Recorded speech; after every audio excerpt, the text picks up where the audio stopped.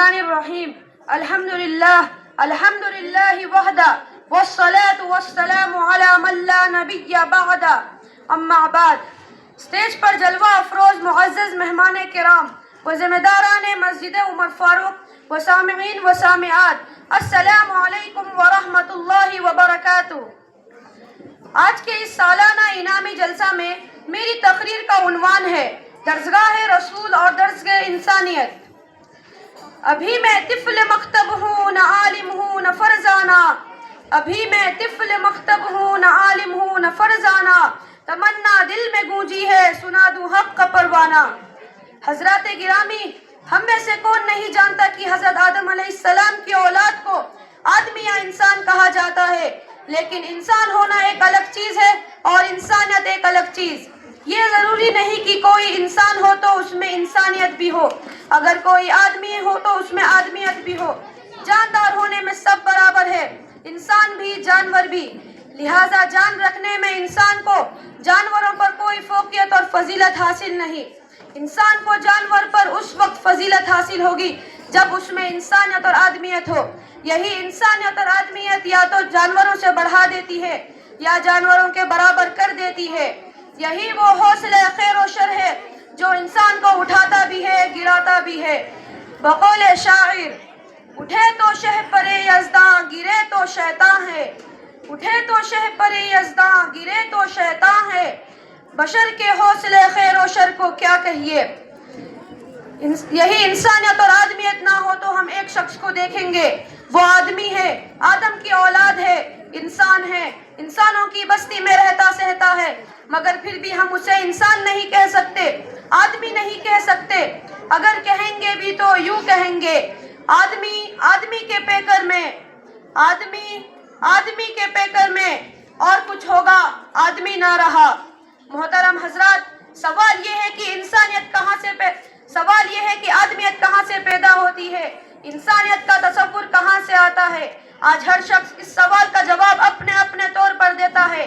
ہر شخص کے کچھ تصوراتی محل اور خیالی خاکے ہیں جن میں وہ مگن ہے، انہی کو انسانیت کا معراج سمجھتے ہیں۔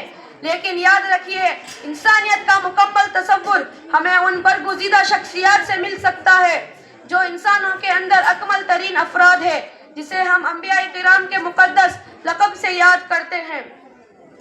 آج کے اس دور میں جبکہ نبیوں اور رسولوں کا سلسلہ بند ہو چکا ہے اور اس مقدس گروہ کے آخری فرد نبی اکرم شفیع اعظم محمد الرسول اللہ صلی اللہ علیہ وسلم کی تعلیمات و ہدایات اور اس کے سوا کسی نبی اور رسول کی تعلیمات صحیح حالت اور اصلی شکل میں موجود نہیں، سوائے اس کے کوئی چارہ نہیں کہ ہم انسانیت کا تصور اور انسانیت کے درد کا مداوا فخر و کائنات صلی اللہ علیہ وسلم کی تعلیمات میں تلاش کرے۔ ہمارے غموں کا علاج، ہماری دکھ کی دوا، ہماری بیماریوں کا شفا اگر کہیں ممکن ہے تو وہ صرف تعلیمات نبوی ہے، اس کے سوا کہیں ممکن نہیں۔ ہمیں انسانیت کے اصول اس درسگاہ میں ملیں گے جس کے معلم نے بتا دیا تھا کہ میری بعثت کا مقصد ہی غم گشتہ راہ، انسانوں کو انسانیت کی راہ دکھانا اور انسانیت پر گامزن کرنا ہے۔ انما بعثت معلما، میں معلم ہی بنا کر بھیجا گیا ہوں۔ ہمیں انسانیت کے طریقے اس درسگاہ میں ملیں گے جس نے اپنے جلیل القدر صحابہ حضرت معاذ بن جبل رضی اللہ تعالی عنہ اور حضرت ابو موسیٰ اشعری رضی اللہ تعالی عنہ کو گورنر بناتے وقت یہ حکم دیا تھا کہ یسرا ولا تعسرا، بشرا ولا تنفرا، دیکھو آسانی پیدا کرنا، سختی نہ کرنا، لوگوں کو قریب لانا، اپنے سے دور نہ کرنا۔ انسانیت سیکھنا ہو تو آؤ اس درسگاہ میں جہاں یہ تعلیم دی جا رہی ہے کہ انسان سب آپس میں برابر ہے، ان میں کوئی اونچ نیچ اور بھید بھاؤ نہیں، ان میں کوئی چھوت چھات نہیں، ان میں ذات برادری اور حسب نسب کا کوئی تفریق نہیں، ان میں چھوٹے اور بڑوں کا کوئی امتیاز نہیں، ان میں بزرگی اور بڑائی کا معیار صرف اور صرف ایک ہے اور وہ ہے تقوی۔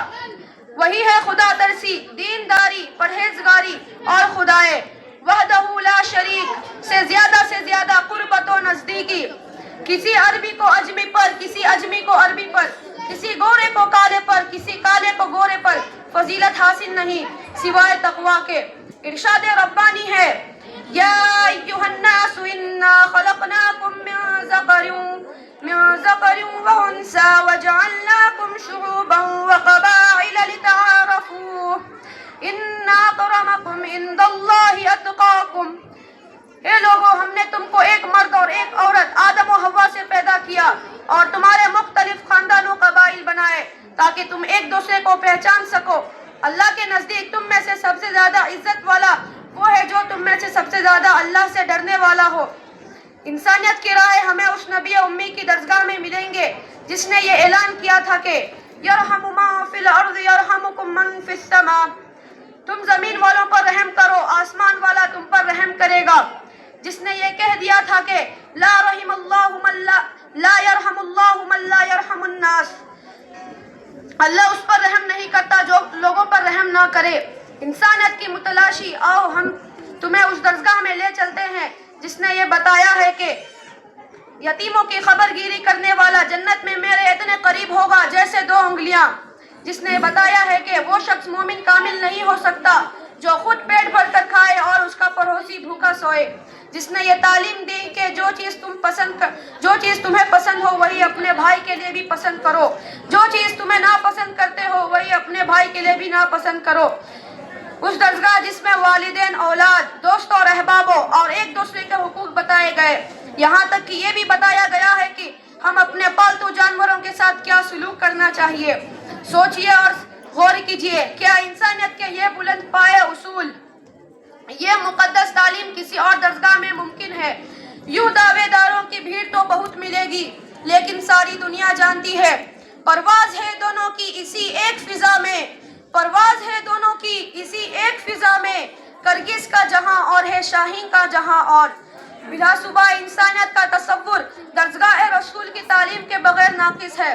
ناقص ہی نہیں بلکہ میں بڑھ کر یہ کہتا ہوں کہ درسگاہ رسول کی تعلیم کے بغیر انسانیت کا مکمل تصور ممکن ہی نہیں. وآخر الدعوانا ان الحمدللہ رب العالمین والسلام علیکم ورحمۃ اللہ وبرکاتہ.